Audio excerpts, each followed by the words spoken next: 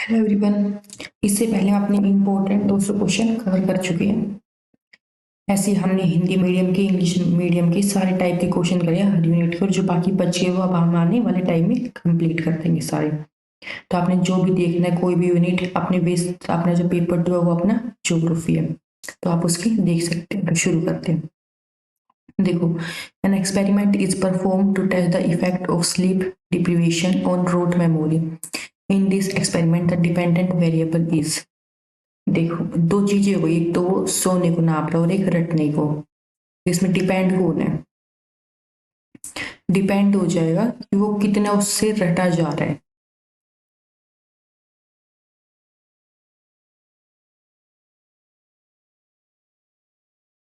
तो देखो, ये आगे डिपेंड है रोट मेमोरी स्कोर। फिर है the variable manipulated by the researcher in an experiment is called the.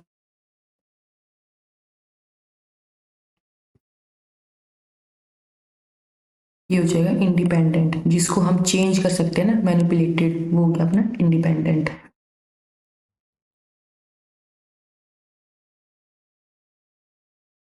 Which of the following would not be an appropriate synonym for the dependent variable? Not यानी कि independent बताना है हमने। ये हो जाएगा एक्सपेरिमेंटल। देखो, ये बाकी के तीनों नाम है ना, आउटकम, रिस्पॉन्स, इफेक्टेड, ये सारे क्या है? डिपेंडेंट है। तब डिपेंड जो है वो आउटकम है, आउटकम हमारा डिपेंड है, ठीक है। रिस्पॉन्स इफेक्ट जो पढ़ रहा है, और जो इंडिपेंडेंट है वो हम एक्सपेरिमेंट कर रहे हैं और ये रिजल्ट निकल के आएंगे, ठीक है। फिर है an example of quantitative variable is the. देखो, एक होता है क्वांटिटी और एक होता है क्वालिटी। इसमें क्वांटिटी जिसमें हम नंबर से नाप सकते हैं, क्वालिटी नहीं बता रही।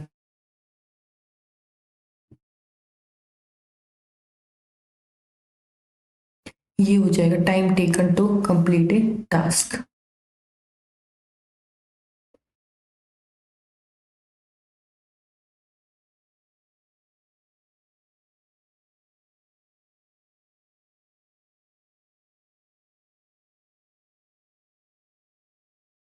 अभी हमारे सैम्पलिंग के क्वेश्चन स्टार्ट हो गए। देखिए, generalised conclusion on the basis of sample is technically known as.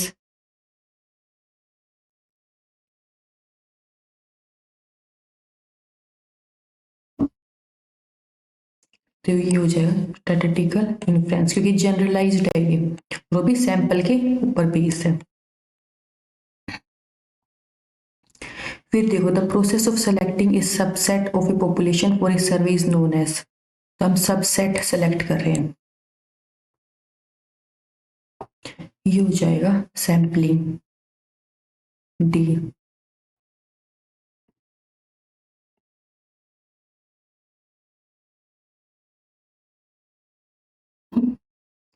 Researchers ultimately want the answer to a research question to pertain to the। ये हो जाएगा टारगेट पॉपुलेशन।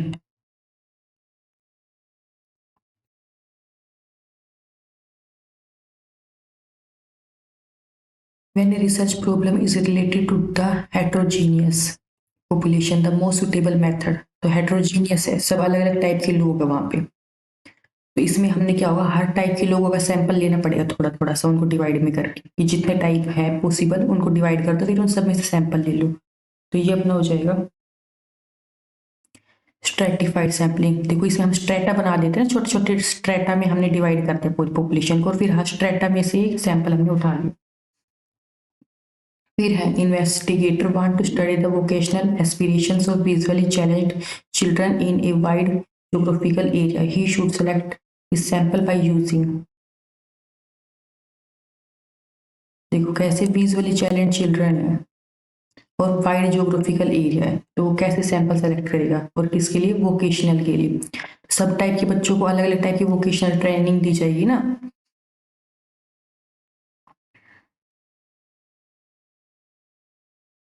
ये हो जाएगा अपना, ये है स्ट्रेटिफाइड। तो इसको भी क्या कर रहे हैं हम, स्ट्रेटा में डिवाइड कर दे रहे हैं पहले, और फिर उनमें से सब में से उठाएंगे सैंपल। फिर देखो the type of sampling where each person in population has equal chance of being selected, equal chance.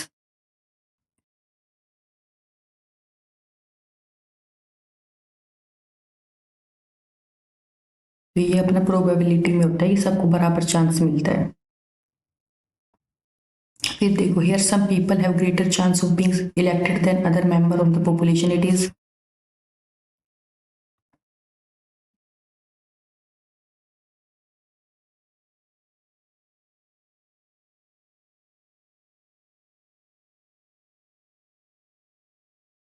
किसी पीपल के पास ज्यादा चांस है इलेक्ट होने के, तो ये हो जाएगा नॉन प्रोबेबिलिटी। अगर सबको बराबर चांस होते हैं तो वो होता प्रोबेबिलिटी। अब क्या है, ये बराबर नहीं है तो नॉन प्रोबेबिलिटी। फिर which of the following variables can not be expressed in quantitative term, यानी कि जो क्वालिटी वाला है वो हमें निकालना है। देखो एटीट्यूड, एटीट्यूड को हम नंबर में नहीं गिन सकते ना, कितना 10 एटीट्यूड है 20 एटीट्यूड है, ठीक है, ये बाकी को हम सबको गिन सकते हैं। फिर देखो a representative sample is essential in,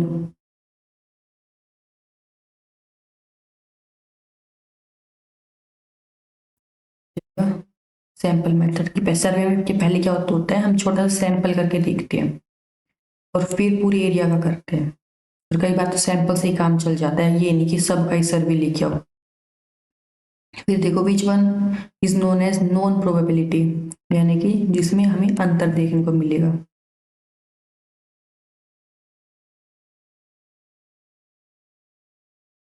ये हो जाएगा कोटा, हम कोटा फिक्स कर देते हैं ना, जैसे मान लो ओबीसी का कोटा लगा तो उनकी ज्यादा चांस हो गई, उनकी कट ऑफ कम होगी, एससी वालों की और कम होगी, सबको बराबर चांस नहीं मिल रहा है यहाँ पे, तो ये होगा कोटा सैंपलिंग। देखो ये है while the statistical measure based upon entire population is called parameter, ठीक है। और सैंपल के ऊपर करेंगे तो क्या करेंगे, पूरे पे कर रहे हो तो पैरामीटर बोल रहे हैं, छोटे पे करेंगे तो हम उसको बोलेंगे एक स्मॉल एरिया पे, ये हो जाएगा स्टैटिस्टिक छोटा।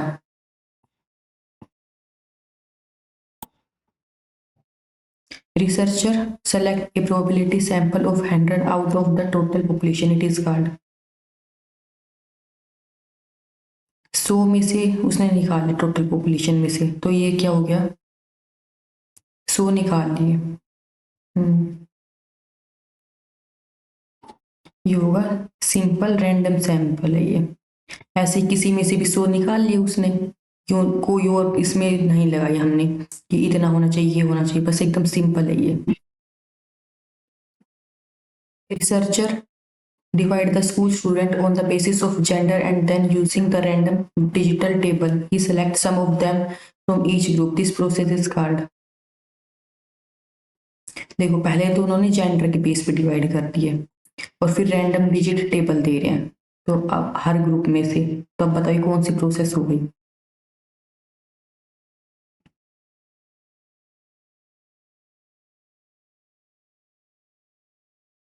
ये हो गया स्ट्रेटा में डिवाइड किया और फिर रैंडम सैंपलिंग ले रहे हैं। देखो to ensure accuracy of research the sample should be,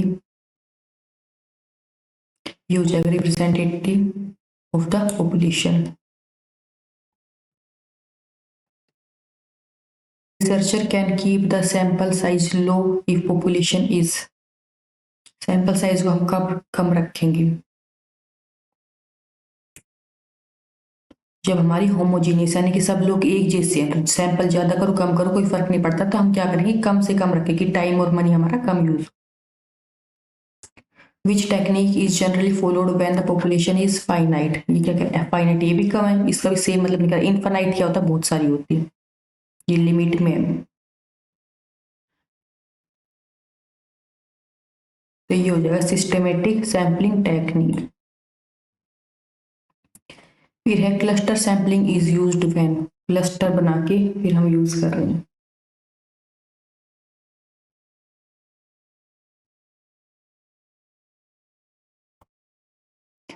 ये हो जाएगा ए और सी दोनों। देखो पॉपुलेशन स्केटर है और सैंपल साइज जो है वो उसको हम लार्ज रखेंगे, तब क्लस्टर सैंपल यूज होता है। पॉपुलेशन जो वो हेट्रोजीनियस होगी। हम जैसे ये करते हैं पूरा का पूरा गांव उठा लेते हैं सैंपल के लिए कि बहुत सारे गांव है, मान लो एक पूरा क्लस्टर एक गांव का उठा लिया, उसमें से हमने सैंपल ले लिए, तो क्या कह रहे हैं पॉपुलेशन पूरी बिखरी हुई है और सैंपल बहुत बड़े बड़े हैं, तब हम क्लस्टर वाली सैंपलिंग लेते हैं। पॉपुलेशन हेट्रोजीनियस है तो हर टाइप के गाँव में से लेना पड़ेगा ना हमें। देखो researcher divide his population into certain group and fix the size of the sample from each group, it is called. पहले तो ग्रुप में हमने डिवाइड कर दिया और फिर वो उसमें से सैंपल ले रहा है, ये हो जाएगा कोटा। कोटा फिक्स कर दिया ना उसने। विच of the following is a non probability, यानी कि इसमें भेदभाव होगा, एकदम बराबर सबको मौका नहीं मिल रहा।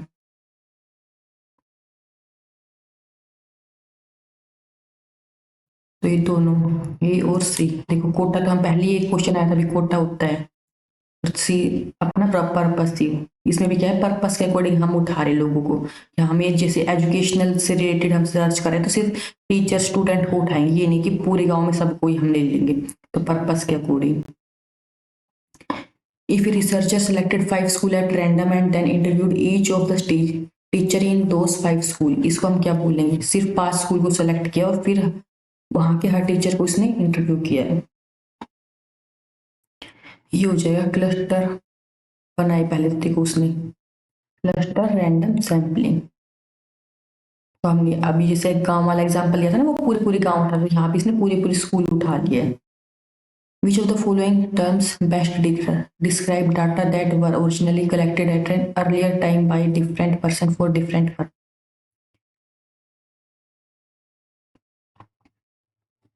देखो डाटा पहले ही उठा लिया गया अलग अलग लोगों के द्वारा अलग अलग पर्पस के लिए, तो ये हो जाएगा सेकेंडरी, और हम उनके लिए हुए डाटा को यूज कर रहे हैं। Which of these is not a method of data collection? तो एक्सपेरिमेंट से हम डाटा कलेक्शन में नहीं आएगा ये, क्वेश्चनर से भी हम डाटा कलेक्ट करते हैं, ऑब्जर्वेशन से भी, इंटरव्यू से भी, एक्सपेरिमेंट से नहीं करते। Which of the following is an example of a random sampling method? ये हो जाएगा सिस्टमैटिक सैम्पलिंग।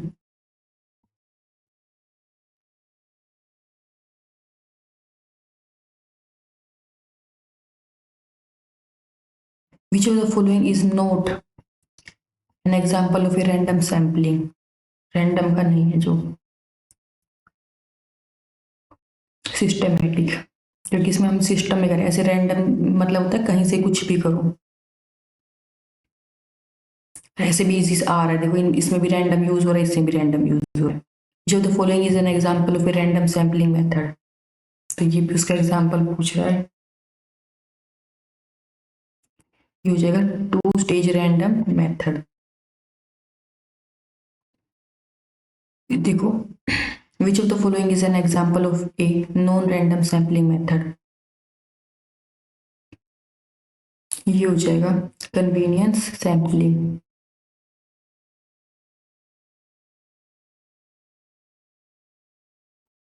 नॉन रैंडम यानी कि हम अपनी सहूलियत के हिसाब से यहाँ पे सैंपल ले रहे हैं।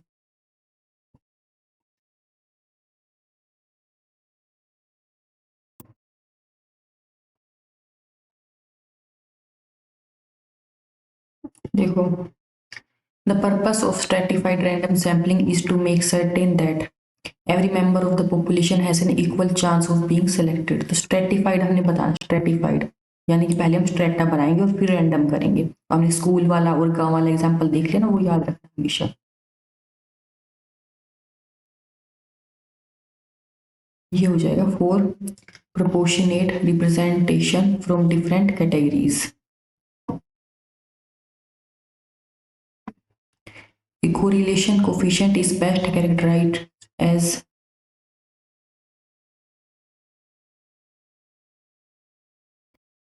measure of the extent of the relationship between two variables। फिर ये है responding to a substance like a sugar pill as if were a drug is. ये देखो इसको हम कहते हैं मान लो किसी को लग रहा है कि वो ड्रग ले रहा है, लेकिन उसकी जगह आपने क्या कर दी, शुगर पिल दे दी, सिर्फ मीठी गोली, उसमें कुछ भी नहीं है, लेकिन उसका दिमाग में ये चल रहा है कि हाँ मैंने तो ड्रग्स ले लिया है, तो अब मेरे को फायदा हो जाएगा मैं जिस काम के लिए ले रहा हूँ। इसको यानी कि प्लेस चेंज कर दिया है, यहाँ ड्रग वाली ड्रग नहीं है, यहाँ दवाई, यानी कि किसी को आप बुखार की दवाई दे रहे हो, तो वो सोच रहा है मेरा बुखार ठीक हो जाएगा, मेरे को बुखार की दवाई मिले, लेकिन नहीं, आप उसको क्या दे रहे हो, चीनी की सिंपल गोली दे रहे हो, और फिर भी अगर उसका बुखार ठीक हो गया कि ये सोच के मेरे को बुखार की दवाई मिली है, तो ये इसको हम कहते हैं प्लेसबो इफेक्ट। फिर what is a cross sectional design, ये हो जाएगा the collection of data from more than respondent in the same time period, cross section.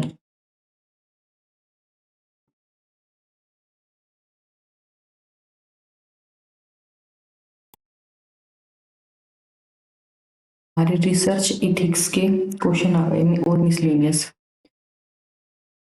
Research is not considered ethical if it is,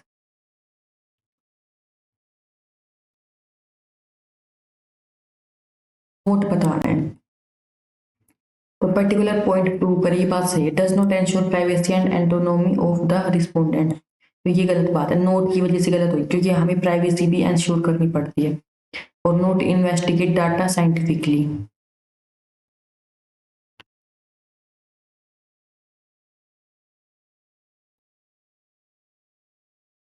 और note very high standard, तो ये सारी बातें सही है, बस ये गलत हो गया कि प्राइवेसी का ध्यान रखते हमें रखना होता है। फिर है इथिकल ट्रांसग्रेशन इज,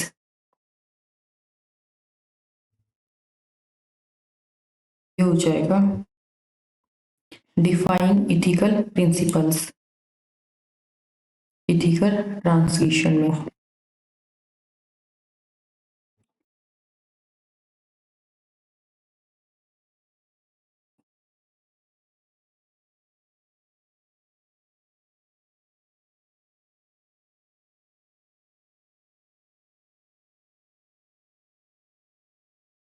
देखो सारे के सारे एनीथिंग गोज, ऐसा थोड़ी कि कुछ भी हो रहा है, एंड जस्टिस द मीन्स, ये नहीं है कि बस सही काम, एंड हमने काम पूरा करना है, नो चॉइस, ये सारे के सारे गलत है। फिर देखो which of the following is a form of harm that might be suffered bye research participant, तो क्या हो सकता है उन्हें प्रॉब्लम रिसर्च के टाइम पे, तो आगे के ऑप्शन और देख लेते एक बार, तो ये क्या हो जाएगा, ऑल ऑफ द अबव, वहाँ पहले वाले में क्या था, इंजरीज वगैरह हो सकती है, ठीक है, और इम्पेयर डेवलपमेंट, कुछ भी प्रॉब्लम हो सकती है रिसर्च करते टाइम, ठीक है। अब ये देखो the main purpose of personal data being kept confer confidential in research studies, तो ये हो जाएगा अपना, हम क्यों रखते कॉन्फिडेंशियल, मतलब कि किसी को सबको शेयर नहीं करना सबका डाटा, जो हमने अपने स्टडी के लिए लिया है ना वो उनको सीक्रेट रखना होता है, तो क्यों ऐसा होता है, ये हो जाएगा हार्म आइडेंटिफिकेशन और डिस्क्लोजर ऑफ पर्सनल इंफॉर्मेशन, तो कोई गलत उसका यूज कर सकता है, ठीक है, अगर किसी को भी अवेलेबल हो जाएगी इंफॉर्मेशन। फिर है method is most directly associated with lack of informed consent, कि हमने किसी को बताए बिना ही इंफॉर्मेशन ले लिए, तो ये कौन सा इससे ज्यादा रिलेट कर रहा है, ये हो जाएगा कन्वर्ट ऑब्जर्वेशन, सिर्फ हमने क्या है ऑब्जर्वेशन करके उसकी डाटा ले लिया, तो उसको पता ही नहीं चला कि हम उसको ऑब्जर्व कर रहे थे। विच of the following is a form of harm that might be suffered bye research participants, तो ये फिर से वो ही आ गया, इसमें भी क्या है सारे ही हो सकते हैं, साइकोलॉजिकल, उसको स्ट्रेस हो सकता है, इंजरी हो सकता है, लॉस ऑफ सेल्फ स्टीम, कुछ भी हो सकता है। फिर देखो the act of publishing the same data and result in more than one journal और publication refer to which of the following professional issue, हम एक ही डाटा को कई जगह पब्लिश कर रहे हैं, तो इसको हम क्या बोल देंगे, ये हो जाएगा डुप्लीकेट पब्लिकेशन।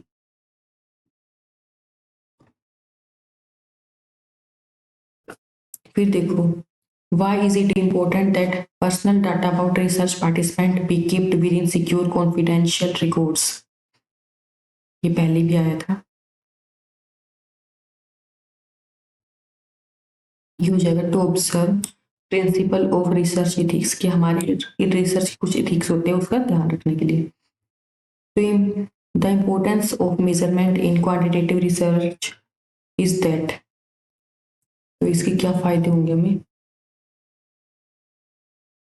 ये हो जाएंगे सारे के सारे। देखो, अलाउ करता है find difference between people of caste ages और प्रोवाइड कंसिस्टेंट डिवाइस और yardstick, allow the propitious estimate of the degree of relationship between concept, सारे आएंगे इसमें। One of the preoccupation of quantitative researcher is with generalization, which is a sign of preoccupation, तो ये हो जाएगा अपना, और with generalization,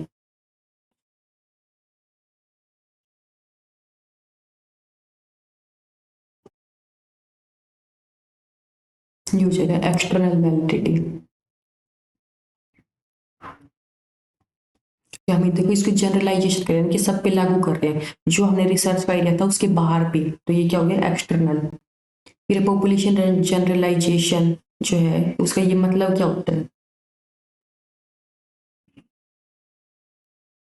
जब ये हमने वो किया, the degree which a sample represent the population of interest, कि वो किसके ऊपर पूरा बेस है, किसे रिप्रेजेंट कर रहा है, कैसी टाइप की पॉपुलेशन इंटरेस्ट अपना किसे रिप्रेजेंट कर रहा है। फिर है the degree to which result of study can be extended to other setting और कंडीशन, मतलब एक हमने एरिया में स्टडी करी और दूसरे एरिया पे भी हम लागू कर रहे हैं, तो इसको क्या बोल देंगे, ये हो जाएगा इकोलॉजिकल जनरेबिलिटी। फिर है the researcher design, the research design is, उसकी डेफिनेशन इसमें से कौन सी परफेक्ट बनेगी, ये जगह a framework for every stage of the data collection and its analysis, यही होता है रिसर्च डिजाइन, कि हम हर स्टेज का हम पूरा बना लेते हैं कैसे हमने काम करना है और उसकी एनालिसिस। फिर recognising our own value in pursuit of research is essential because,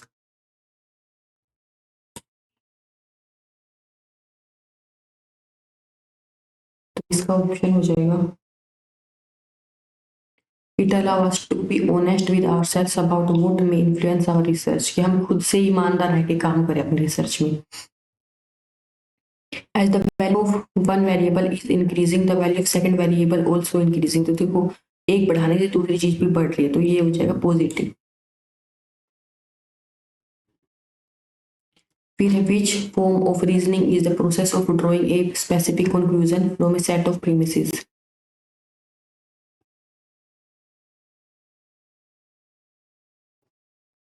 ये हो जाएगा इंडक्टिव रीजनिंग, कि हम कंक्लूजन निकाल रहे हैं जो हमारे पास एक सेट है। देखो, it is important that academics procedure research that can be widely used and valued by academic community around the world, this is termed as, ये हो जाएगा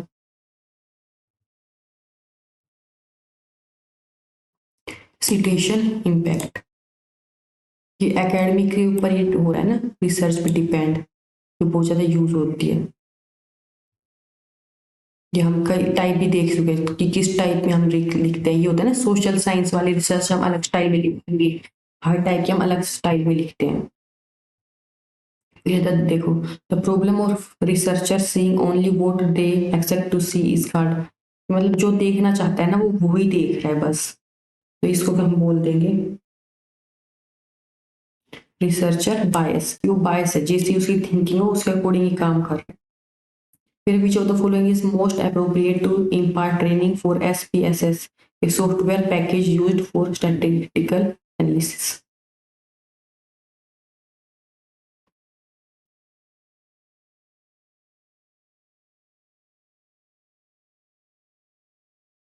देखो तो ये सॉफ्टवेयर जो है, सॉफ्टवेयर पैकेज ये अपना यूज होगा वर्कशॉप के लिए।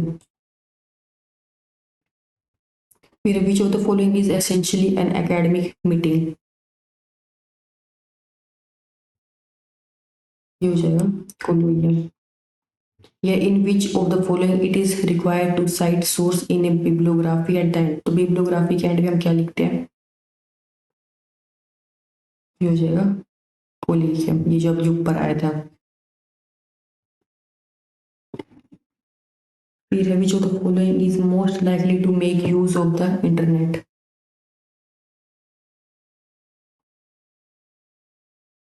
हो जाएगा वेब कॉन्फ्रेंस।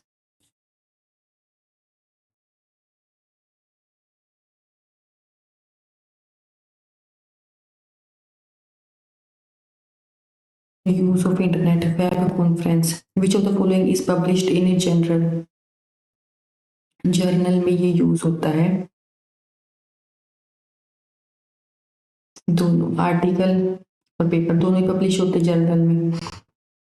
फिर है researcher conducted 3 experiment with 100 subject each following uniform designs instead of one experiment within 300 subject। This is known as, देखो उसने 100 सब्जेक्ट लेके और अलग अलग डिजाइन के 100 सब्जेक्ट के साथ एक्सपेरिमेंट किया, तो क्या हो जाएगा ये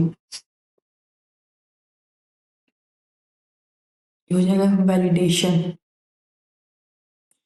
ये जो 100 नंबर पे उसने एक्सपेरिमेंट किया है पूरे 300 पे ही वैलिड है। हमारे आज के क्वेश्चन, मिलते हैं अपने किसी नए टॉपिक के साथ। अगर आपने अभी तक सब्सक्राइब नहीं किया तो प्लीज सब्सक्राइब कर दो, अपने फ्रेंड्स को शेयर कर दो जो ऐसी तैयारी कर रहे हैं। यहाँ पे हमने पूरी यूपीएससी से रिलेटेड और नेट के और पेपर 1 और ज्योग्राफी के हिंदी मीडियम में भी इंग्लिश मीडियम में भी सारे टॉपिक कवर कर रखे। Thank you.